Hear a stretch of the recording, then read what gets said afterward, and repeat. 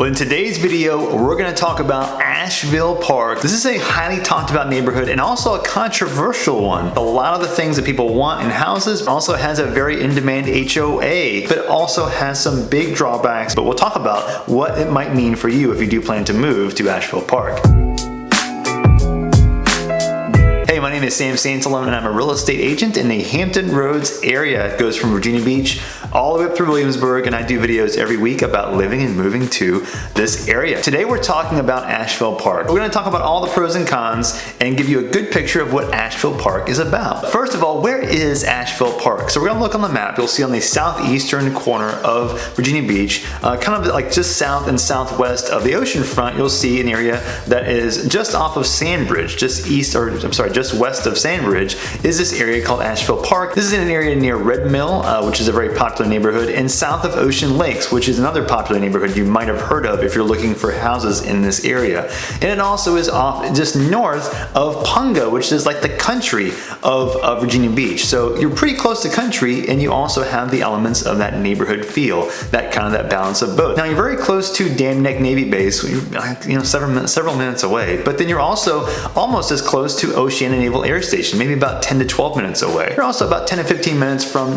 most of the boardwalk along the primary section of the ocean front in Virginia Beach. They're in a section in the southeastern corner that's very central to that spot. You have lots of shopping nearby, lots of like the beach, but you're farther away from the rest of the city, which creates a positive and negative kind of balance there. It depends on what your needs are. So when were these houses built, or what the history is about these neighborhoods? Well, you'll see as you drive into this neighborhood, there are actually two separate neighborhoods, or they call them villages, of Ashville Park. There's Rainier Village on the south side, and then there's Wilshire Village on the north side of the road as you drive into Ashville Park. And on the left side, the Rainier Village side, some of these houses were built starting in the 2008, 2009 to 2014-ish time period. They started building in Wilshire Village first, and then started migrating down further south into what they called Rainier Village, which is a different style of house, different lot size, etc. These houses are kind of in that spot where there's country just to your south and then more suburbs just to your north. But as time went by and is going by, you're starting to and have seen more construction being built nearby. So what is it like? What's life like here in Ashville Park, and what's the real estate like? Well, this does have a nice balance of the country element of being around areas that are wide open and quiet in a sense. It also has the benefit of being very close to lots of shopping elements, and the houses are more contemporary in style, and that's something that is hard to find a decent amount of, and also having an HOA. Now I want to talk about the HOA because this is a very big piece of living in Ashville Park. So what's very hard to find in Virginia Beach and most of Hampton Roads is an area that has newer houses, that new community feel, like a master plan community and an HOA built in with a swimming pool. Hard to find.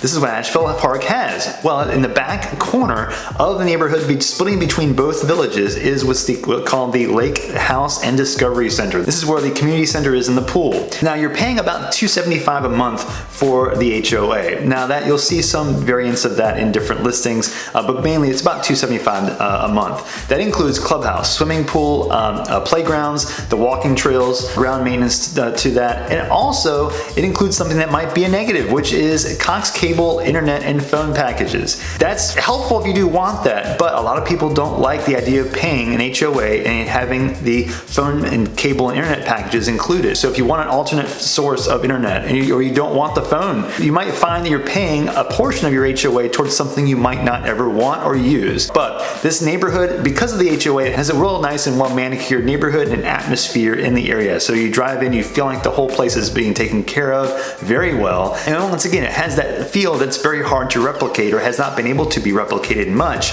in the city of Virginia Beach or other parts of Hampton Roads. And you also have walking trails nearby, and of course plenty of sidewalks just to make it a very walkable environment all around Ashville Park. But that leads us to the real estate itself, and what is life like here, and what are the houses like? So if you look at both villages, the Rainier Village and the Wilshire Village, there are some specific differences. Wilshire on the north side has some larger houses, some of those big mansions, like 6,000 to 700,000 square feet, over $1 million.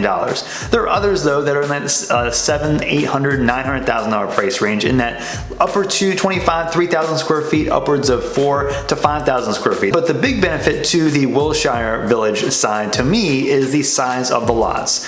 So a lot of these houses, most of them are in that 0.45-ish acre lot size. Most of these are. Some of them though go over half an acre and just over like 0.5, 0.6 acres. This is hard to find, and also an area that's being massively developed at the same time. Most of the areas now that are being built don't have the same lot size and also has that community HOA atmosphere and pool to it. So you do have a unique element here of those nicer, bigger lot sizes. So the houses are spread apart more. This is specific to Wilshire Village. But if you go to Rainier Village on the south side, these are, you'll still see a lot of houses, mostly between 25 and 3,500 square feet. Some of them are larger, in the $600,000 to $750,000, $800,000 price range. But the difference here, one of the biggest differences, is not just the a little bit smaller houses, but also the lot sizes. These are in that 0.2 or like 0.17 acre lot size. Most of them are, and so you'll notice that the houses are closer together. The backyards aren't as big. Everything is just scrunched up more, so the neighborhood feels a little bit more cramped than you'd feel over on the Wilshire Village side. That's why you're paying more for the ones that have larger lots in the larger houses. Now the houses do have a lot of contemporary vibes, the craftsman style, but it has that classic, that fresh, clean look that people are looking for in their newer construction or new construction. And a lot of the houses have real nice open floor plans, just well-designed houses to me.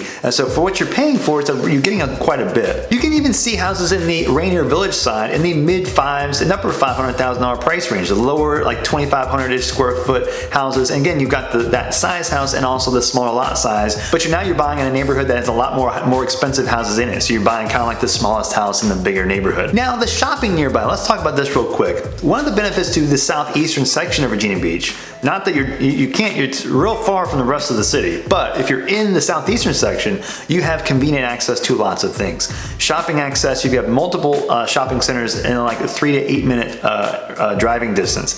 You've got the Sandbridge Commons, Red Mill Commons, and you also have Strawbridge Commons. You've got multiple grocery stores, Harris Teeter's, 2 Harris Teeter's, a Food Line, Lidl is pretty close by, organic store also, it's near the Harris Teeter in Sandbridge, and you also have like the big box hardware stores like Home Depot, Target, Walmart, all the things you're going to need that's pretty close by to Ashville Park. You've also got good restaurants nearby. A couple of ones I want to mention. A place called the Sage Kitchen, which is it's actually in a landscaping business, but it's inside there, literally around the corner from Ashville Park. And then one of my wife and I's favorite seafood places is Blue Seafood, which is in Red Mill, a few minutes away, and it's got like a real homey environment, family-owned business. Excellent food. I love their tuna, and they've got good soup too. Now another restaurant I'd like to mention that's just south of Asheville Park, a few minutes drive down, is the Bee and the Biscuit. This one fills up fast. So this one is an awesome brunch spot, breakfast place, and they don't take reservations. So if you do want to get here in a time where most people want to eat, you might have to get there an hour plus early to beat the rush. Now things to do. Let's talk about some of the stuff that's nearby. Well, number one, about 10 to 15 minutes, maybe a little bit less even, away from Sandbridge.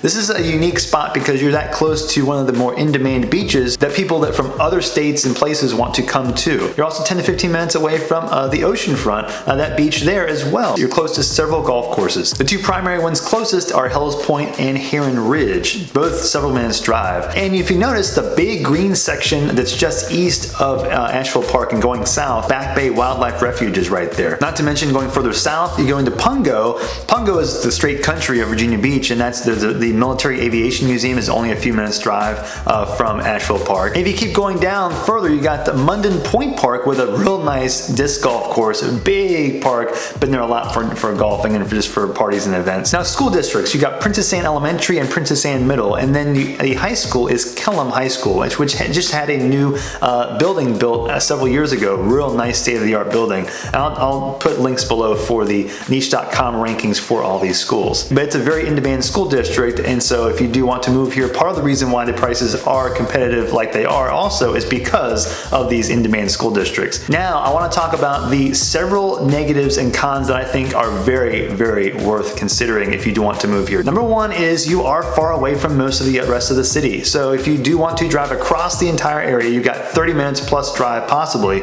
or more to other parts like Norfolk, Portsmouth, Suffolk, and then drive towards the peninsula, Hampton, Newport News, Williamsburg. That can be anywhere from 45, 50 minutes upwards of an hour, 20 plus, depending on where you are. Shifting gears over, I mentioned the HOA. That cable, internet, and phone package to me is a very annoying thing to add into an HOA to not allow you the choice to decide if you want that cable package or not. In addition to that, you've got a little bit of jet noise. It's not as bad as if you get closer to Oceana, but it is close enough to where you're in the flight path to where you're going to be hearing some of it. But it won't be as bad as compared to other parts I've talked about in other videos closer to the base. If you look at the ACU's jet noise zone map, you'll notice it is in a zone that has jet noise in it, but it's not in one of the highest level noise zones either. Now the next thing is, to me, the biggest thing to think about is it has experienced a lot of flooding issues in the past. Hurricane Matthew came in 2016 and kind of exacerbated the issue of flooding here. The problem is that there are drainage issues in the neighborhood, and so the piping coming out of the neighborhood, as well as the drainage ponds that are in the neighborhood, they don't fill up enough with water to facilitate if there's a lot of rain that comes in. Well, so there have been some solutions that have been created. They just planted 800 trees in a field in the neighborhood, and the idea here is to,